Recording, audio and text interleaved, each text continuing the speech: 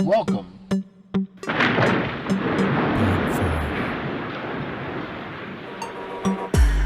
to Breaking Fears. Hello, everyone, and happy Tuesday. So, today, day after Christmas, is Kwanzaa. That's when Kwanzaa starts. I know a lot of people are afraid to accept it or afraid to do it. But Kwanzaa is not really a holiday, it's just a celebration of culture. And a lot of people think it's supposed to replace Christmas. No, it's not to replace Christmas. It goes with Christmas. It was created to go with Christmas, not to replace Christmas. It may have started to be a replacement for Christmas, but then people realize no, it should not replace Christmas because Christmas is more a religious holiday, where Kwanzaa is a cultural celebration. So that's why it starts the day after Christmas. And it's also kind of, well, instead of me explaining it to you, here's a little brief history on it. Very brief. Hope you enjoy it. Kwanzaa is an annual celebration of African American culture from December 26th to January 1st, culminating in a communal feast called Karamu, usually on the sixth day. It was created by activist Maulana Karenga, based on African harvest festival traditions from various parts of West and Southeast Africa. Kwanzaa was first celebrated in 1966. Estimates of how many Americans celebrate Kwanzaa have varied in recent years, from as few as 500,000 to as many as 12 million. In a 2019 poll by the National Retail Federation, 2.6% of people who plan to celebrate a winter holiday said they would celebrate Kwanzaa. American black separatist Maulana Karenga created Kwanzaa in 1966 during the aftermath of the Watts riots as an African American holiday. Karenga said his goal was to give black people an alternative to the existing holiday of Christmas and give black people an opportunity to celebrate themselves and their history, rather than simply imitate the practice of the dominant society. According to Karenga, the name Kwanzaa derives from the Swahili phrase Machindi ya Kwanzaa, meaning first fruits. First fruits festivals exist in southern Africa and are celebrated in December/January with the southern solstice. Karenga was partly inspired by an account he read of the Zulu festival Unkasi Wokushwama. It was decided to spell the holiday's name with an additional A so that it would have a symbolic 7 letters. So, as you just heard in a brief little history there that I pulled up to, instead of me describing it and messing it up, I thought it would be best to pull up what is out there and what you should know about Kwanzaa. This is a little brief history.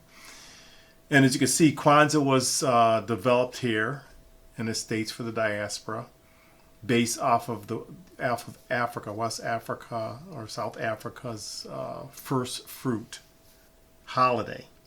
And again, the thought was, to replace it with Christmas. But after long discussions and thoughts, no, it's best to be as a cultural.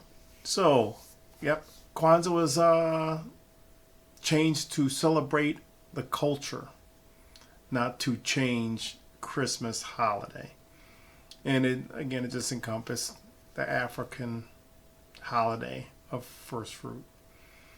With all this being said, it's celebrated, as you know, over 7 days, and each candle is lit, and it also represents us. So there's a meaning behind each candle. So again, so I don't mess it up, I'm going to play a little clip that I created. The candles are lit according to the numbering of the principles: Umoja 1, Kujikagulia 2, Ujima 3, Ujima 4, Nia 5, Kumba 6, and Imani 7. They are lit beginning with the black candle, Umoja. The black is centered and lit first to stress the priority of the people.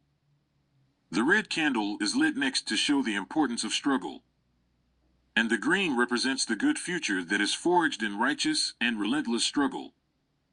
Thus, first the people black, then the struggle red, then the future green that emerges from the struggle. Then they are lit in alternate left and right, lighting from inward to outward.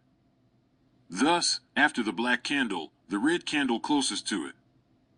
Kujikagulia 2 is lit next. The green candle. Ujima 3 closest to the black is lit. The sequence is followed with alternating red and green lighting until the last candle. The green candle Imani 7 is lit.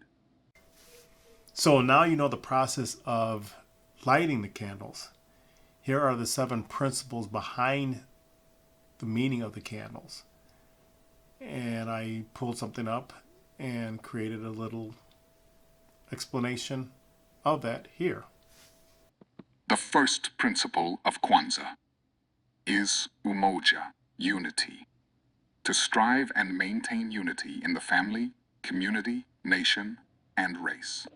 The second principle of Kwanzaa is kujichagulia, self-determination. To define ourselves, name ourselves, create for ourselves, and speak for ourselves. The third principle of Kwanzaa is ujima, collective work and responsibility.